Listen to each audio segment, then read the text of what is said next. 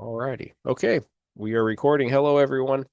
Welcome to our um, non-Jewish Chabad Hasidus class, where we facilitate and we learn about studying Hasidus.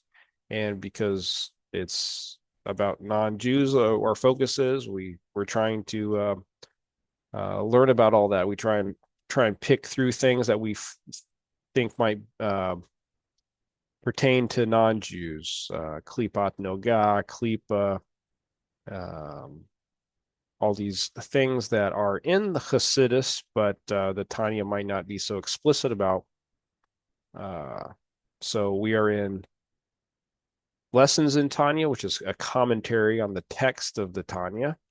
So the Tanya is going to be in the bold here, and then the Lessons in Tanya, which is the commentary, is going to be in the gray or in the non-bold type to help fill in some things. We're in chapter 34. We finished up chapter 34. We're in chapter 35, which is excuse me. I need to go to chapter 35. We are in chapter 35. We finished up chapter 34 last week. So if you have the physical book, we're going to be in, I think, the very beginning of the second physical book. In reality, though, in like the manuscripts and the like, we are in the first section of the Tanya called Likutei Amarim, right here, which is one of the 5 sections of the Tanya.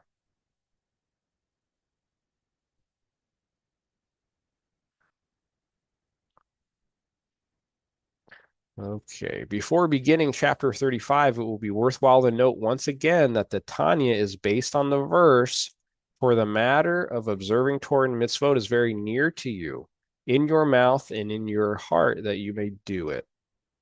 Um, that's a very big verse for people, particularly non-Jews, I think, that are coming to Torah, because I think that's a common it's a good counter argument to a common argument that people have about how the Torah is so hard and you can't do it, and we have to live by grace, and uh, it doesn't make you righteous, which is a bit of a straw man argument, because we even learned that the Alter Rebbe says in a couple chapters ago that we live by faith.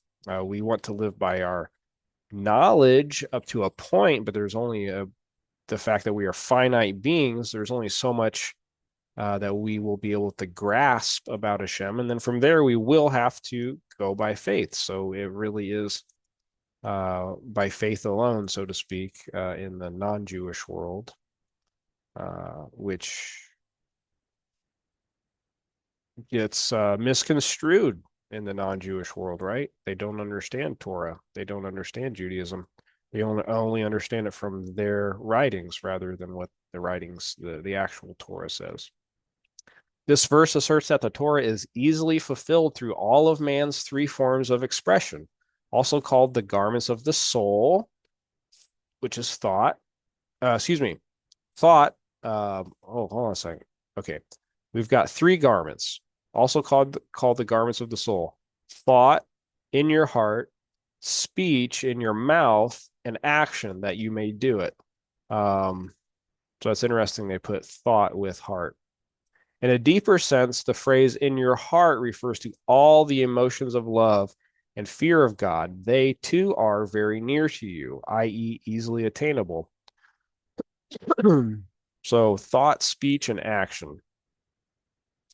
Again, that's interesting that they say "in your heart." The Alter Rebbe must be referring to this as the higher forms of the heart, which encapsulates the mind, such as awe. Awe stems from the side of gevura and fear, but if it's contemplative, it becomes awe. If it rises into the mind. Concerning this latter statement, the Alter Rebbe points out in chapter 17 that this claim appears contrary to our experience.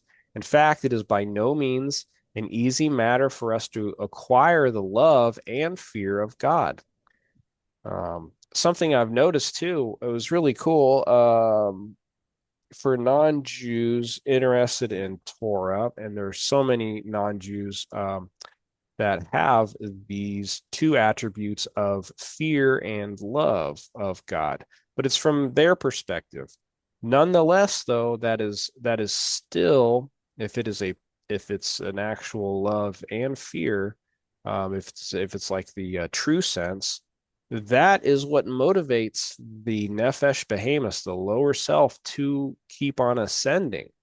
Um, and that's actually a very good quality. And this is a quality that a lot of non-Jews have, even if they're not in Torah. So it's very important to make this distinction, particularly if you have loved ones that uh, don't understand you because you love Torah, you enjoy Torah, you're trying to bring it into your life and things like this. Um, they're going to sense that dichotomy, and they might um, in other words, this is one way that you can reach out to them and be like, okay, we're not too much different, that I can't talk to you about Torah and God in your own way. And particularly once you learn about Hasidei Umot Ha'olam, the kind ones of the peoples of the world. But the point is, a lot of people, when they come to Torah, they want to look back at maybe their family members or loved ones and be like, oh my goodness, I can't believe I, you know, believe those things, or those people still believe those things. Uh, you have to realize the positive part of what they have, which is they still could have a love and fear, even though it is not maybe with a clear head. They're still in concealment, but nonetheless, that emotive sense, that emotive drive to love and fear God is is there, which is great. And that's what we're talking about here, because the Alter Rebbe says these are highly motivating factors to ascend with. And in answer, he explains that the phrase that you may do it qualifies and describes the emotions intended in the words in your heart. Thus, what sort of love and fear of God is very near to you in your heart? The love and fear which serve to motivate one's practical observance of the mitzvot, even though such love and fear are not experienced in the heart as fiery spiritual emotions. Intellectual contemplation, this is what I was talking about earlier, how that love and fear can rise into the intellect and become something like awe or like a love. Intellectual contemplation of God's greatness will lead one to an intellectual appreciation, love of God, and an awe, fear of Him. So this is important for non-Jews because people in their own way, particularly around Pesach, it's mentioned in Chassidus that the Hasidei Umot Ha'olam, the kind ones of the peoples of the world, they also can develop this. Does it mean that they develop it in a pure sense? Is it based on actual Torah? Like do they go to the Torah and learn? No, but they can. And two, in their own minds, though, they are still they're still have the ability to do this.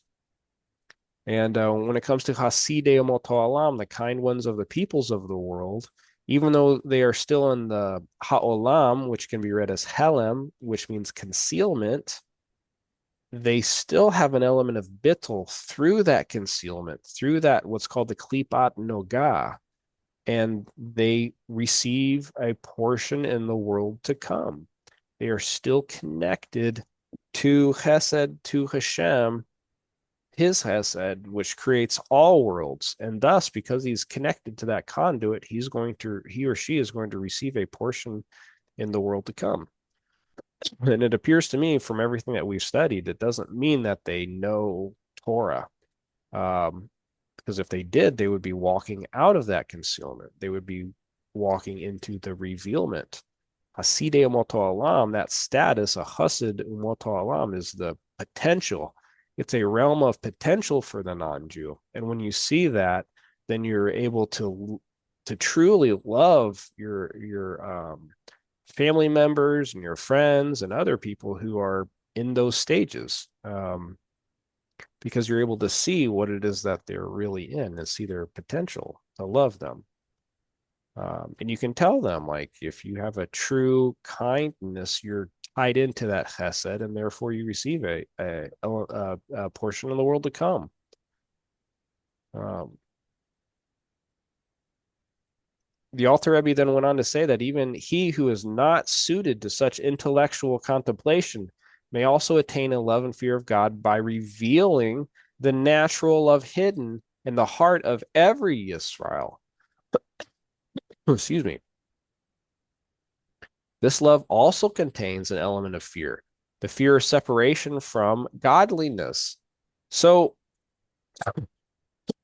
it's debatable, like, because the Alter Rebbe doesn't explicitly talk about this hidden love for non-Jews. So maybe this hidden love is something that needs to be refined on a meritorial basis for non-Jews. I'm not exactly 100% sure. There's also another like way of viewing it, which is, well, if Hashem truly is in all things, surrounds all things, is true reality, then he is going to be hidden within all of us, and these attributes would be hidden in all of us. This love also contains an element of fear, the fear of separation from godliness. Thus, it is indeed very near and easy to serve God in one's heart, i.e., out of both the love and fear of God. I would say that would be a more easily attainable for a Yisrael who's closer to, like, physically, culturally closer to Torah, when it comes to the intellect. Yet from the wording of the verse, it is very near to you in your mouth and heart that you may do it. It is evident that, however necessary the love and fear of God may be, the actual practical observance of the mitzvot is paramount. And see, that's where I was kind of talking about earlier. It's like non-Jews generally, they have to learn in their intellect, in their seichel, to unify their mind and body, which is that oneness. You're going to have to learn mitzvahs. It's not a cultural thing for us. It's something that is more merit-based for us. We actually have to study. We have to learn those things. We're not going to, we weren't raised that way, and we're not going to be able to like learn it from our bubbies, so to speak, right? So in the following chapters, the Alter Rebbe explains the superiority of the practical aspect of mitzvot over the seemingly more spiritual aspect. It is also important to bear in mind that the Alter Rebbe's definition of the rank of a Benoni. A Benoni is an intermediate like man, or an intermediary stage. Literally intermediate one, an individual whose spiritual labors have brought him to a level of perfection in thought, word, and deed, despite his still active evil inclination. So his evil inclination in the Benoni is still in his heart, but it is subdued, and it's subdued to the point where his good thoughts, speech, and actions control his mind, controls his heart, so to speak, and his nefesh elokis, his godly soul, which resides in the mind and then in the side of chesed of the heart, the right side. It flows and it permeates through his heart all to 613 parts of his body. That's why there's 613 mitzvot. And that's revealing godliness into the world in your actual very being, as it literally is pumping through, coursing through your veins. The inner evil of his animal soul, however, retains its native strength and is capable of arousing forbidden desires in his heart. So you got to kind of keep it on lock, so to speak. Only by constant vigilance does the Benoni prevent these desires from finding expression in his action, words, and conscious thoughts. Excuse me. Let us elucidate still further the term that you may do it in the verse, for the matter is very near to you, in your mouth and in your heart, that you may do it. Where, as mentioned, the climax of the verse is its emphasis on action. So I came from a world that was not focused really much on action. It's kind of like, well, you just believe it and you get to go to heaven type thing. And as a kid, I was like, well, that doesn't quite seem right because I want to know how to live my life. I want, it's like I need wisdom so I can figure out what I need to do in my life because bowing down to idols doesn't seem like the right thing to do. Um,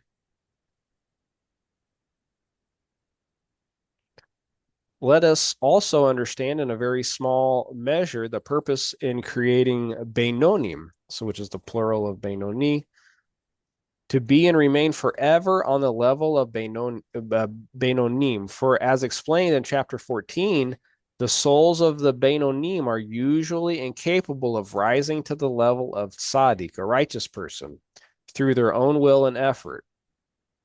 Are usually incapable, he says. They were created to be Beinonim.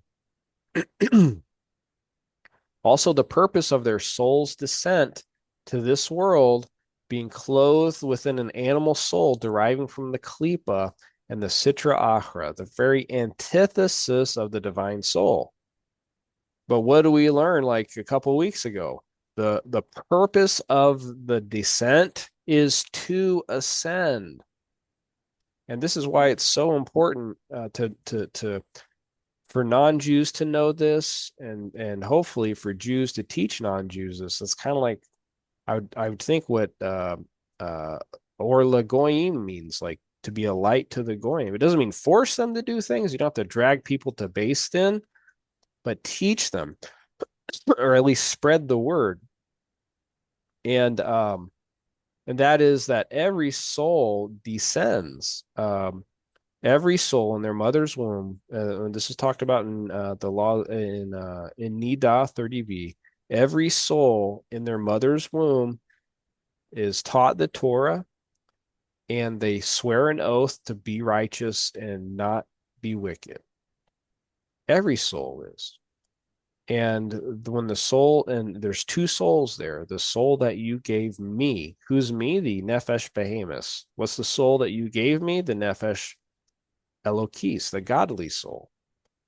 So for the non-Jew, that interaction may never get unified again. Like a lot of people get born and they don't care about Torah. They don't want that kind of unification. But the purpose of that soul's descent to this world is to and clothed within that animal soul is to rectify things. It's to birur, to uplift and birur the things that are from klipat noga, the animal soul, the things around you, everything in your life, including yourself. Since they will not be able to banish the animal soul through their lives, nor even dislodge it from its place, which is in the left part of the heart, which is the side of Gevura. So the Sitra Achra and those things that you're battling against they exist in the left part of your heart. And the Nefesh Elokis flows from like the seichel into the heart, and from the heart, right side of the heart, into the rest of the heart. So that no evil imaginings rise from it to the brain. So you don't want the things from the left side going into your seichel and try to get in there. That's like a big no-no, because that's the seat. The seichel, the intellect, is where the nefesh elokis, the godly soul, dwell. It rests on that. If you, or me, I mean anybody, if I were to let the animal soul have its way, And the things that are in the left part of my heart, it goes backwards into my brain. It's going to push out any sign of a nefesh elokis, and it's going to make sure the nefesh elokis goes into exile or stays into exile. And that's one of the cool like things about Toshav, particularly like Ger Toshav, and dwelling and making a dwelling place for godliness. That's like the bare minimum. It's like, okay, I'm ready um, to get this interaction on. Um, Inasmuch as the Beinonim, the essence of the animal soul, the Nefesh Behemoth, uh, that soul derived from the Klipa, and so the Klipa are the shells or the husks that protect the godliness that's inside, the good stuff inside, similar to um why isn't that working? Similar to banana peel. Like the banana peel is the klipa, the fruit inside is like the life force. It's basically the Shekhinah. Um, but you don't want to derive or give over your life force to the klipa. You actually are supposed to subdue it or do away with it. The essence of the animal soul derived from the klipa, and the nefesh behemoth, our animal souls are derived from these klipotic forces. And it's everybody, Jew or non-Jew. Um, Yisrael has what's called klipat noga. Hasidei moto alam have what's called klipat noga. And then there are some non-Jews that are just straight klipa. They are in a very opaque husk, a klipa that's completely impure. Remains in its full strength and potency as at birth, except that its garments. So this is very important. This relates to Jews and non-Jews. A lot of people, for everything that I have found in Hasidus, okay, and this is very important. And I'm not saying I'm some kind of great Hasidic scholar or whatever, but um, this is misunderstood about the Jewish soul. Um, so a lot of people think that the godly soul and like the Jewish soul, you're born with it, like you're in your mother's womb and like you have it, and it's just that's you're Jewish or whatever. Um, the Jewish soul, excuse me, okay. But what Hasidus says, and I'm not talking about just right here, this is more of an illusion right here, but in other places, it's something that has to be given to you. Like it's given back to you, so to speak, over time, up until your bar mitzvah or bat mitzvah. And you regain that connection through Torah and mitzvahs um, for the Yisrael. Now that's the same. It appears to me that's the same way for a non-Jew, but the culture is not there for the non-Jew. It's one that takes a lot more effort for the non-Jew, or I shouldn't say a lot more effort. I guess it could be.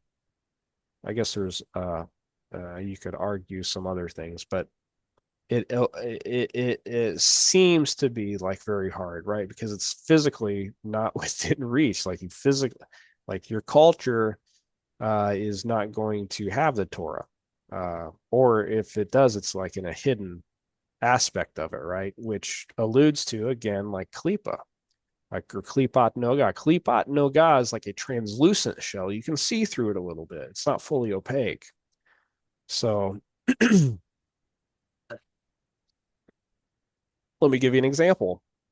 In Christianity or Catholicism, they put the Torah in the back of their book. It's a translation of it. It's veiled, right? But it's still kind of there. And we see things through that klipa. Technically, everybody does. They're initially born with it. But for the Yisrael, it's almost instantly revealed. For the Male child, it's through circumcision. And that begins the direct, true interaction with that nefesh elokis, their piercing physicality. This is very important. One of the fundamental things of Torah and Judaism. Like it really is a physical like lifestyle. It's a thing. Whereas in the non-Jewish world, it's seen more through a veil, um, that klipat noga. But again, that still has to be subdued or pierced through to get out of what's called the helem, the concealment, instead of staying in the umot ha'olam, which are the people of the world, because the world is really a concealment. The world is concealing Hashem, and we have to reveal it. And how do we do that? Through Torah and mitzvot. And if you're not Jewish, then that is usually you start in the seven. You might not want to do more, that's fine. But that's usually the way, is to start in the Sheva mitzvot, b'nei Noach, the seven laws that were given to Noach. And you can take it from there, so to speak. Um, okay, so the essence of the animal soul is derived from those klipotic forces. The klipa remains in its full strength and potency, at birth. Okay, except that its garments, i.e., its forms of expression, as evil thought, speech, and action, do not clothe themselves in their body, as mentioned above in chapter 12, where the Alter Rebbe explains that by means of constant battle with his animal soul, the Benoni prevents the budding evil of this soul from expressing itself in his thought, speech, and action. So that Nefesh Behemoth, it wants to express those things in those three garments.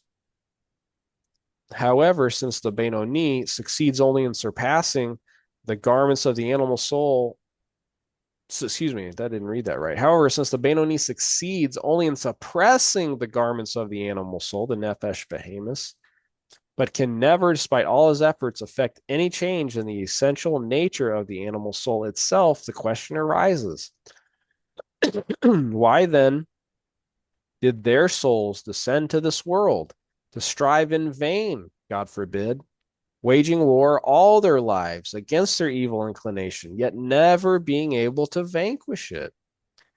So, excellent question, right? That's almost like a question for the ages. It was explained in the previous chapter that the ongoing battle waged by the Benoni in preventing his evil inclination from asserting itself in thought, speech, and action causes prodigious pleasure above. How then can we complain that the battle is in vain? Yet, were this divine pleasure the sole object of the battle, there would be no reason for having the divine soul clothed within the animal soul. On the contrary, the two souls ought then to be separate and distinct from each other, so that whenever the divine soul emerges victorious from a particular struggle against the desire of the animal soul to act or speak evilly, it would then act alone without the participation of the animal soul.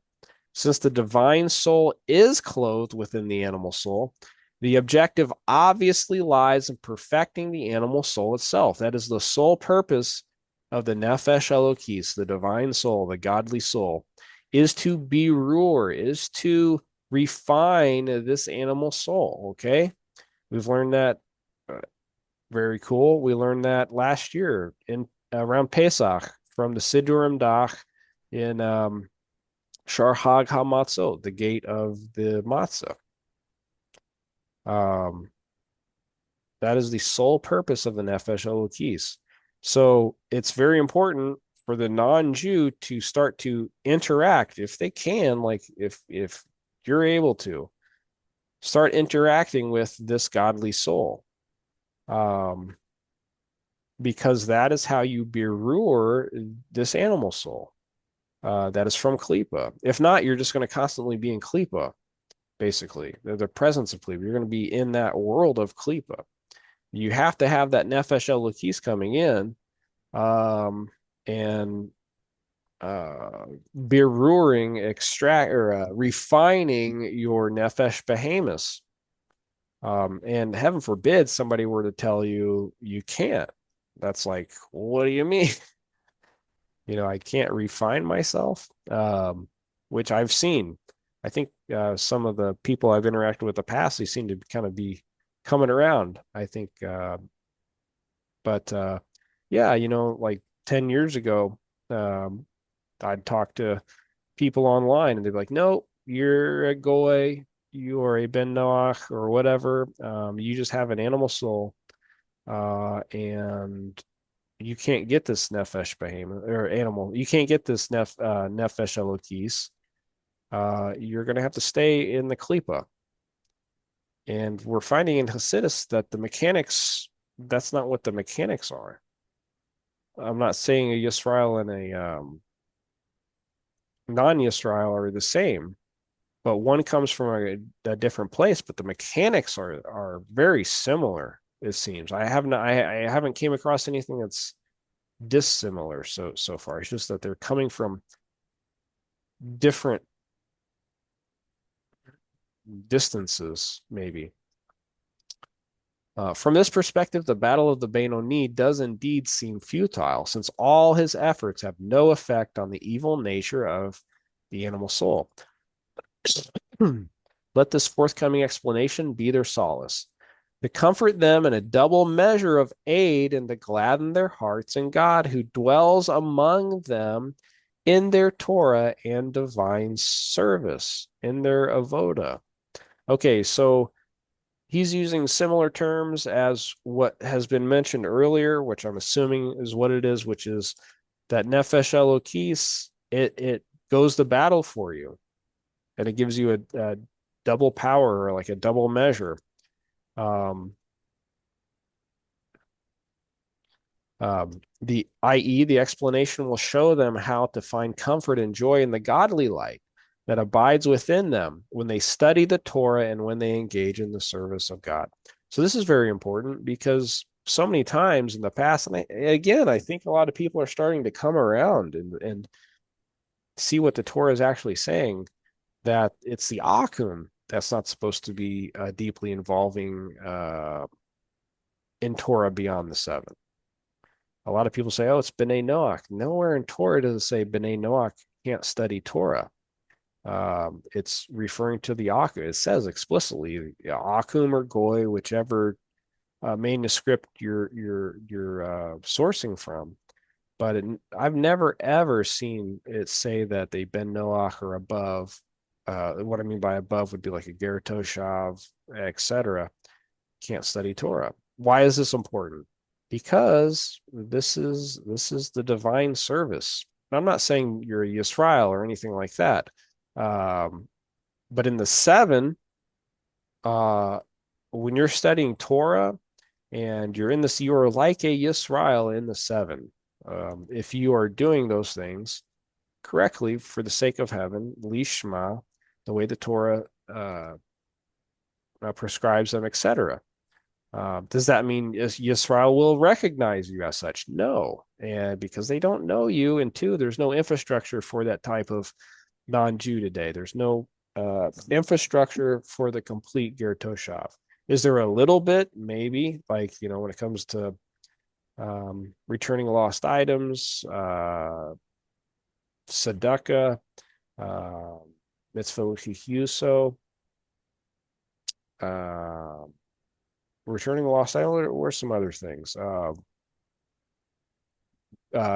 Raising people out of a pit, helping people out of a pit, um, things of that nature. But there's no Yovel year, so the things that apply to Yovel wouldn't apply. But there are aspects of Ger Toshav today. But my point is, you can't expect the Yisrael to give you that status, so to speak. We talked about that last week a little bit. Eino Makablan Ger Toshav Bismanazeh.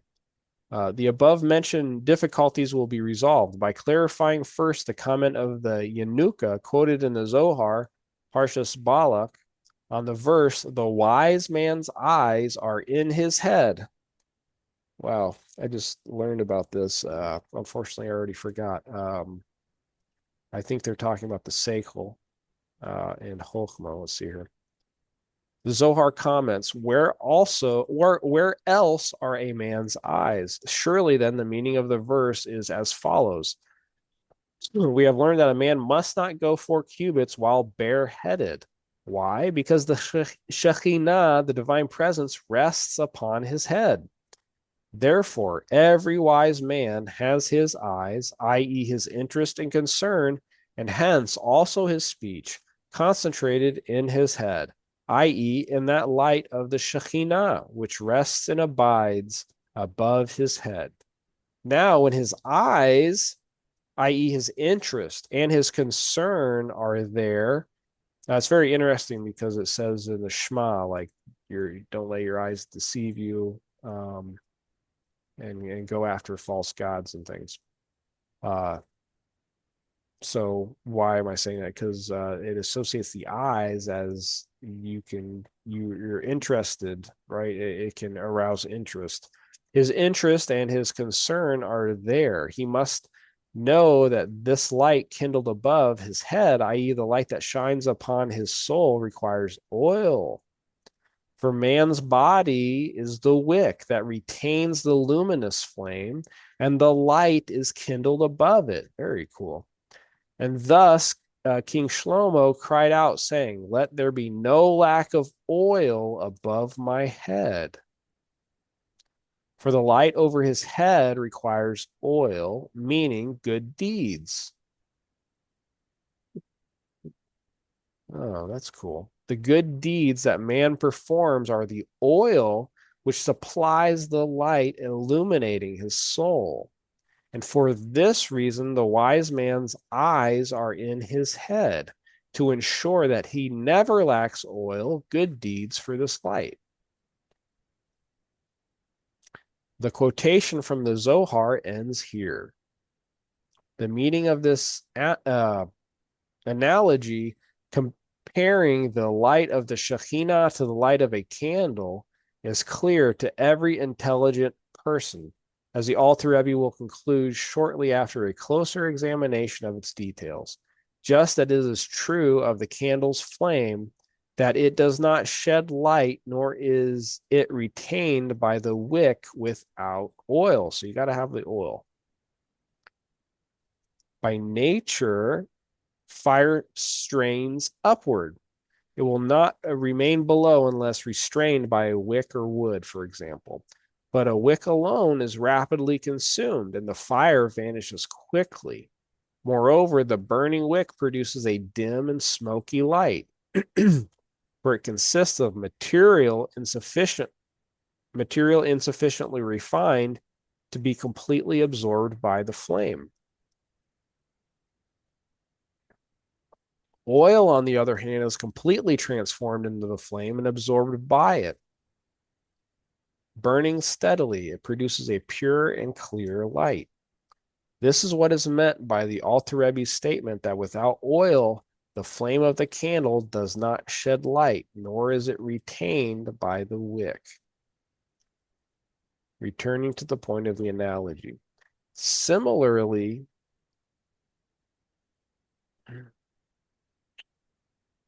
yeah, that's interesting. I would think like it would be something to do with the oil and the capillary effect up the wick. Like it's like I would think that would be very similar to like the mitzvot coursing through your veins, so to speak, entering your heart. And similarly, the Shekhinah does not rest upon man's body, as goof, al goof, which is compared to a wick, except through man's performing good deeds.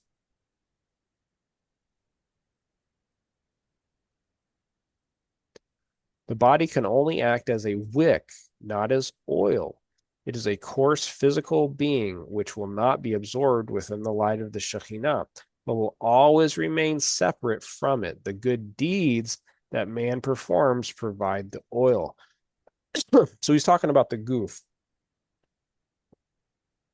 The wick is the goof, or the goof is the wick.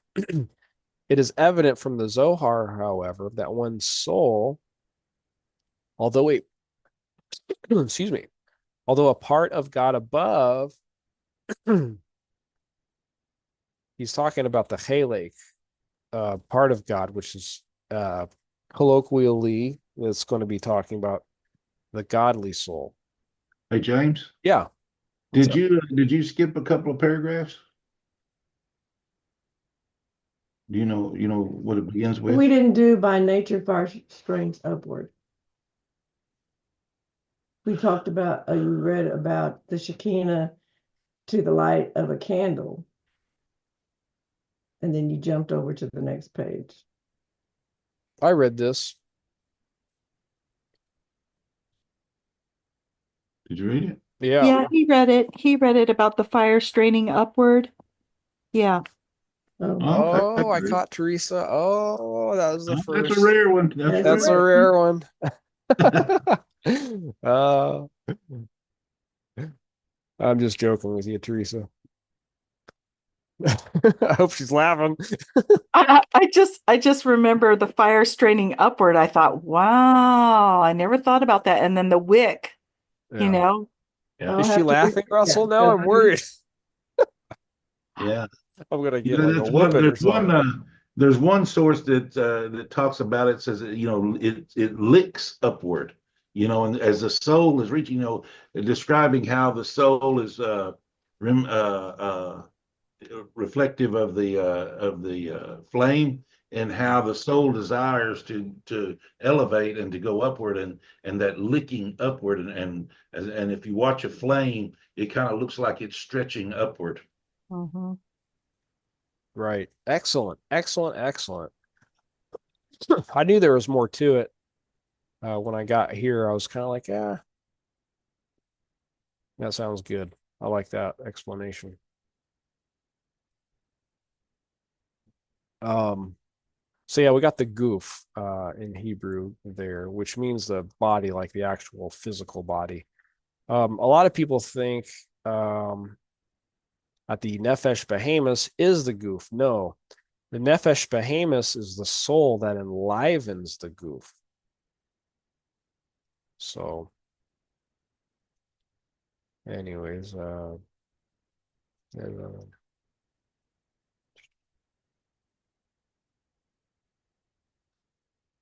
yeah, oh here we go. Yeah, part the Chelek. Okay, so like Chelek Olam Haba, you have a portion of the world to come. This is Chelek, portion of godliness of God. Um, that's usually in reference to the Nefesh Elokis, the godly soul. Although that's part of God above, it's it's inefficient. It's insufficient to serve as a wick for the as oil for the wick. Excuse me. My brain is like I had a rough day today. I'm stumbling through my words. A question is applied here. Why should the soul itself divine and thus certainly suited to being absorbed within the light of the Shekhinah? Like, why is it here? Why require anything external, such as good deeds, to serve as oil for the light? Surely the soul itself should constitute the oil. So, like, why? Yeah, like, why is it even? But the reason for this, the Alter Rebbe now concludes the sentence begun earlier with the words, the meaning of this analogy is clear and understandable to every intelligent person. Okay, that's a little low cut, Alter Rebbe. Like now I feel weird because he's got to explain it to me, so maybe I'm not. No, I'm joking. The Alter Rebbe will now proceed to explain why good deeds can serve as oil for the light of the Shekhinah, whereas the divine soul cannot. The explanation in brief: man's soul is not, after all, completely nullified before God and one with him to the extent that it is capable of becoming absorbed within the godly light. This is true even of the soul of the tzaddik. Interesting. who serves God with the loftiest forms of love and fear. Indeed, it is the soul's very love of God that emphasizes its separateness, for love entails two separate entities, the lover and the beloved. Similarly, with fear, there is one who fears and another who is feared. Only good deeds, mitzvot, which, as the Alter Rebbe will explain further on, are completely one with God, can therefore serve as the oil which absorbed within the flame of the light of the Shekhinah that is kindled over man. In the Alter Rebbe's words, I feel like I want to like talk about this more of my own thoughts rather than like any kind of explanations. But this is why it's so important. Why it's got to be physicality getting involved. Why it's mitzvot. Because there's a separateness otherwise. And to truly unify everything has to be doing what Hashem wants. It's all has to be doing Hashem's will. There can't be like one or the other. It's got to be ayin ba'ayin, eye and eye. So this is very cool. And this is like why non-Jews have to get involved with Torah. Like, if you're really interested in this, and like you you have to get involved, because if not, you always have this feeling of well, I really need to be doing this, but I'm not allowed to do this. Or I'm not saying that's always good. Maybe there's things you shouldn't be allowed to, but when it comes to the Torah, like, what does the Torah say? What does the Torah say I should be doing? And we have to know that. And the only way to know that is actually studying Torah. And how do you study Torah? You have to accept that Hashem is Hashem, that Hashem is God, that you have to accept his malchus, his kingdom, his kingship. And the Torah is his revealed wisdom, I should say. It's his enclosed wisdom. Let's put it that way.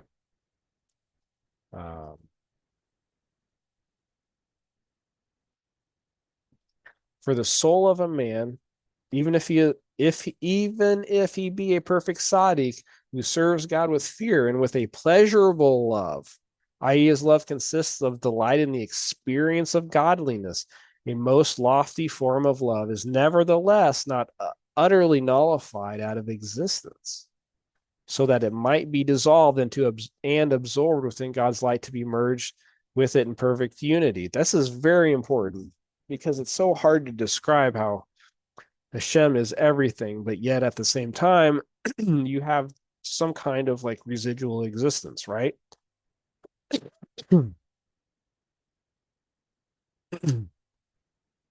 It is rather a separate entity which fears God and loves him, since it is not absorbed within godliness, as oil is absorbed within a flame. The soul cannot serve as oil for the light of the Shekhinah. Not so with mitzvot and good deeds, which are God's will. This is very important to know. The mitzvot and good deeds. Mitzvot v'ma'asim tovim. Excuse me. Literally good works, good deeds, which are God's will. It's his will. Each commandment representing God's desire that a particular act be performed. Now, God's will is the source of life for all the worlds and the creatures.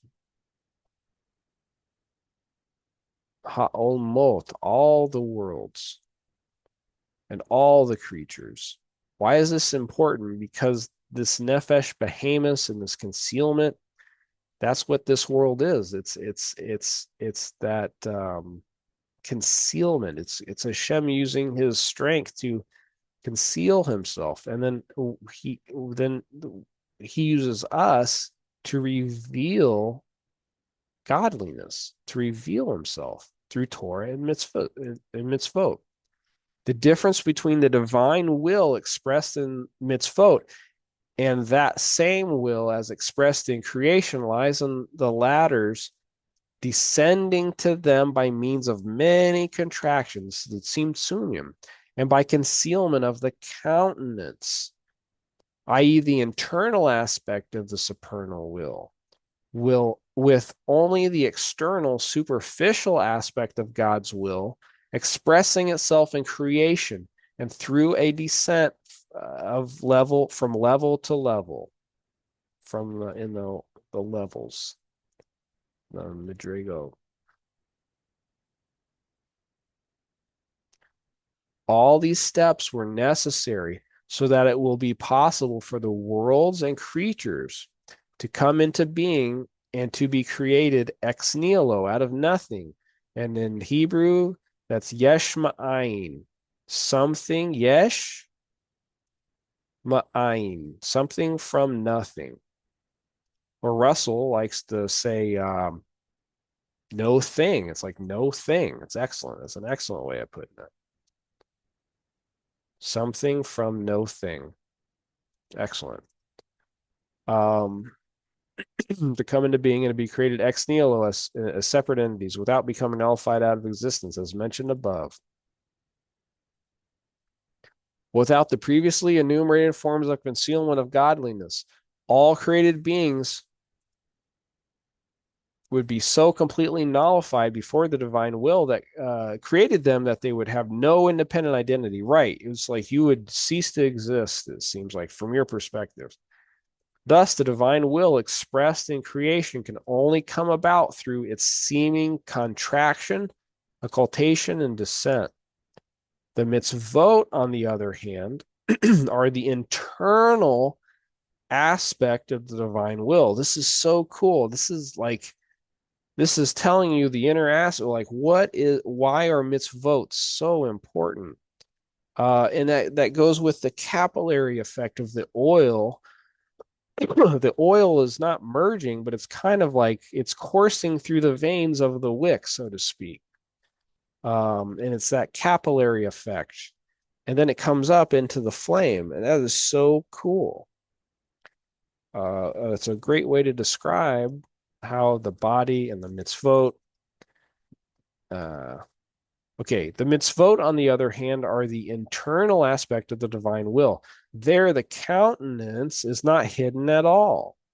The panemius, the shahain panemiut, ratzon, the inner will, that internal, and panemiut, you can see the word panim, like face to face. This is very cool, like in the Hebrew, because we're talking about the countenance and the face. It's not hidden. Hester, panim, the hidden face, the hidden countenance. It's internalized.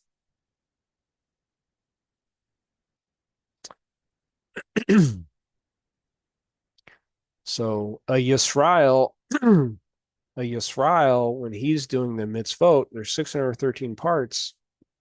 He's revealing that panemiut, that inner aspect. So that's just awesome. That's amazing. It appears to me that non-Jews can do that in a way, not all 613 necessarily, or initially, or whatever. But you can start growing into that, starting like we talked about earlier, through the 7. Why 7? It appears from my studies that the 7 are like the 7 midot, the lower emotional attributes. It's a coarse way of coming into it, but in a humane way of interacting with others. I'm not going to kill you. Let's study Torah together. I'm not going to steal from you. Things like that. In a very basic sense, it's just a basis for humanity. And it's a coarse way to come from the outside in. Yisrael kind of starts from just the inside. Where non-Jews, we're going from the outside in, so to speak. And how do you do that? Well, through the seven, because externally, that's what you see. You see the seven general parts of the human body, for instance. We don't know, like, so to speak, the internal panemiut, which has 613 parts. And then we learn that. How do we learn that? Well, it's Torah study, particularly starting with the seven. Okay. The mitzvot, on the other hand, are the internal aspect of the divine will. They're the countenance. We're talking about panemiut. On the contrary, mitzvot are the underlying purpose, the inner aspect of will of creation in its entirety. So that's like the purpose of creation. To illustrate by way of example, one engages in business so that he will realize a profit and thereby support his family. In all, he wants the business to prosper, wants the profits, and wants to provide for his family. Yet his true inner will lies only in supporting his family. His desire for profit is merely incidental, external to this will, and his desire for business even more so. So too with the divine will as expressed in creation and as expressed in the mitzvahs, the commandments, the desire for creation is an external will. It is generated by the inner, i.e., ultimate desire that Yisrael observe the mitzvot. Obviously, an impossibility without a created world. And now it does say Yisrael here, but I think in a previous chapter or two, it was within the like last 5 chapters or so. He said the purpose of man, I believe. I think he said Adam is this right here. It's to reveal. And how do we reveal? Through Torah and mitzvot. And I'm not saying the Alter Rebbe was hinting to non-Jews or anything like that, but it definitely appears in there. And the Alter Rebbe is not going to explicitly say it because he was writing to Israel, and he's not going to appear to back then in a Orthodox Christian nation. He's not going to appear to be trying to convert non-Jews to Torah. I'm not saying he had that in mind or anything, but it's just not. The Tanya is not. It was geared towards Yisrael, but nonetheless, in Hasidus, we are finding a lot of breadcrumbs, so to speak, about the purpose of man. The purpose of the descent of man is to ascend.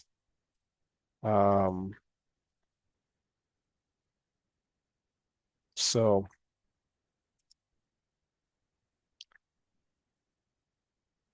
because the mitzvahs represent God's true inner will, here we go, the panemium, the panemiu, and because in them there is no concealment of this will, unlike the case in creation. So we come from this more external, right?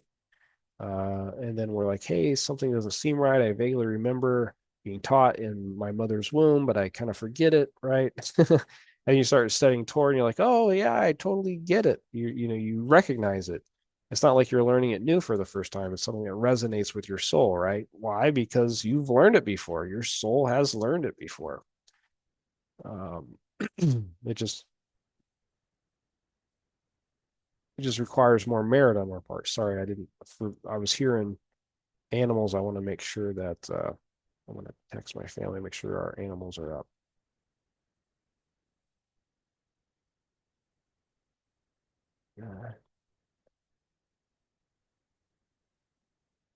Okay. It's late. Gotta make sure they're in the coop. Okay.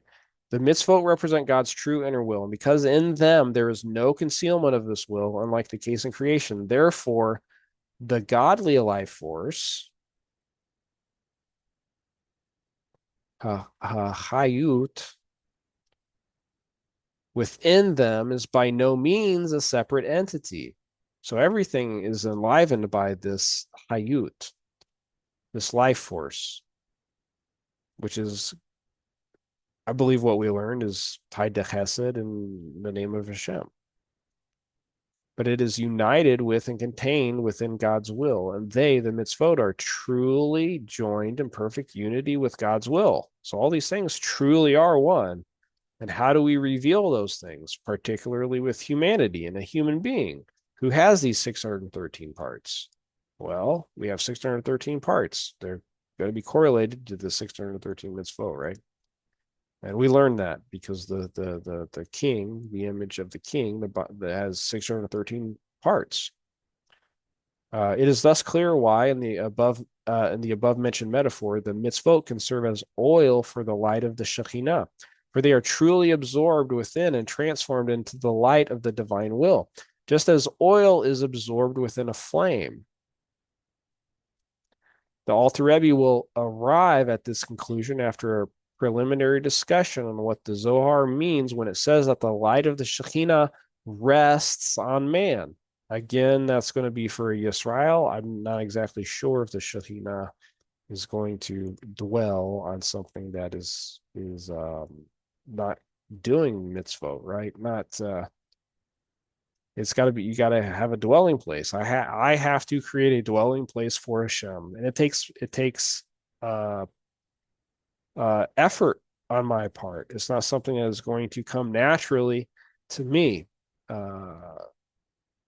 So the resting of the Shekhinah means, i.e., when we single out a specific object from a world filled with the Shekhinah, by saying that the divine presence rests upon that object, its uniqueness lies in the revelation of godliness and the Ein Sof light, the Or Ein Sof, in that particular object. This means to say that this object is comprised within God's light and is nullified out of existence toward Him. It has bittul. We talked about bittul quite a bit, that like surrender.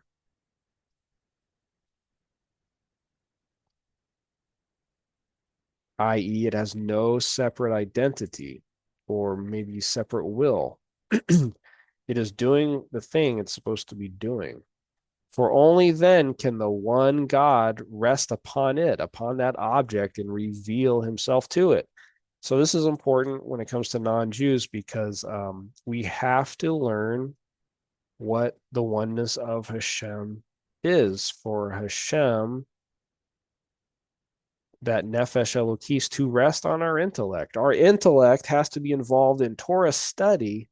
It has to be like cleared up, so to speak, like a vessel, like cleaning a cup, in order to receive the thing that fits it. This is highly important to know for non-Jews, because that's why, for instance, the Hida questioned a non-Jew. He came across a non-Jew, and hey, do you keep the Sheva mitzvahs? Are you involved in shituf? And in other words, do you worship anything else besides Hashem? And the guy was like, no, I worship the God of Abraham, Isaac, and Jacob. And the Chida was like, okay, well, stay away from shituf. Know that Hashem is one. And I think he told him to keep the Sheva mitzvahs as well. And he said, you need to say the Shema now. Does that mean that every non-Jew should be saying the Shema? No, but the Hida is saying, hey, you're unifying the name. You're in the beginning stages of unifying the name. You're connected with Malchus. You're connected with Hashem here. You need to start saying Shema. And that's the difference between, like, for instance, a Stam ben Noach and somebody who's going through a Gerus process, which is once you start understanding the uniqueness, the oneness of Hashem, and start having that faith in that oneness, and you're starting to really understand it with your seichel, with your intellect, then guess what? You're able to start interacting. It appears to me, anyways, you start to interact with that nefesh elokis. So that's very cool.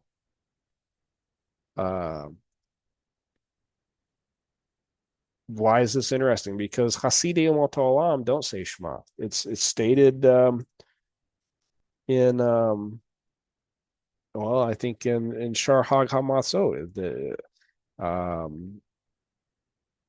they do not. What does it say about Hasidei Umot Olam? The whole thing about God of gods. They don't unify the name. Umot Olam say that we believe in the God of gods. In other words, they believe that there exists other gods. They believe that God is over there and that we're over here, heaven forbid. There's a phrase called God of gods, and they do not unify the name. Hasidei Umot Olam, by definition, don't unify the name in Hasidic texts as well as non-Hasidic texts.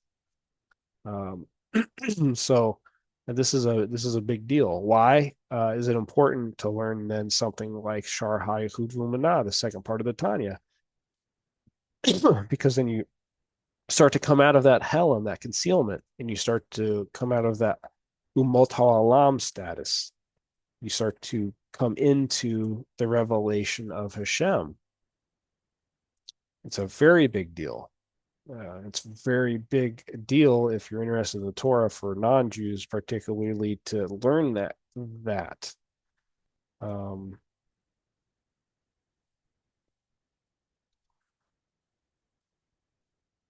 you can, it appears to me, you can start going through this process. It could very well mean why it's called Ger Toshav, to dwell. You're able to dwell now. You're starting to bring godliness, reveal godliness into the world. Even maybe just a little. But anything not completely nullified out of existence toward the godly light cannot have God's light rest and reveal itself within it. Still the Umot Olam, that Helm stage. Even a perfect, and what does it say? Anyone who accepts the Sheva Mitzvahs Benino according to the Torah, he's Hasidei Umot Olam. He's from the kind ones of the peoples of the world. You're coming from out of that stage. Okay, hey, guess what? You got a share in the world to come. I understand where you're coming from now. And then that person they're sojourning now, and they're able to dwell in the land. Even a perfect tzaddik who cleaves to him with abundant love, a most lofty level of love, and attachment to God, even in the case of such a tzaddik, no thought can truly grasp him at all. Wow. For the true implication of the phrase, God is the true Lord. God is true. God is the true Lord, is his unity and oneness, that he alone exists, and there is absolutely nothing beside him. As explained in chapter 20, the statement God is one means not only that he is the sole God, but also that he is the only being that truly exists. God is only true existence. All else is totally nullified before him. If so, this person, i.e., the above mentioned tzaddik who loves God and who is a separate being in his own self-perception, as is evident from the very fact that he loves God rather than a non-entity, no thought of his can grasp him at all. I'm gonna have to wrap it up, I think, soon. I don't know how much more we got to go. Looks like a long chapter. Even the tzaddik cannot grasp God and thereby become one with him through the faculties of his own soul. Therefore, God's light does not abide or manifest itself in him except through the fulfillment of the mitzvot. So the mitzvot are like a conduit. They're a channel that connects you to Hashem, which constitute his actual will and wisdom without any concealment of countenance. Since the inner aspect of the divine will stands revealed only in the mitzvot, it is only by means of them that the light of the Shekhinah rests upon man, not through spiritual devotion alone. So we're not talking about soul salvation or something. What we're talking about is unifying the name, unifying Hashem, revealing the name, revealing Hashem in the world through your very being, and not saying, well, God is over there, I'm over here. No, Hashem is everywhere, and I use mitzvahs. I use the mitzvot to reveal that connection. He's already connected. Nothing you can do about it. It's through the Torah and the mitzvot that we reveal that connection. Concerning his aforementioned statement that the Ein Sof light reveals itself only within, which is totally nullified before God and absorbed within him, the Alter Rebbe notes. This is interesting. This is in a gray box. How much more we got, guys? Oh, I think we're gonna have to. We'll be here until 11 o'clock. James, we have 9 more pages. Yeah, is that a lot, Teresa? Right? Yeah. Okay. Yeah, and let's see. Yeah, let's go ahead and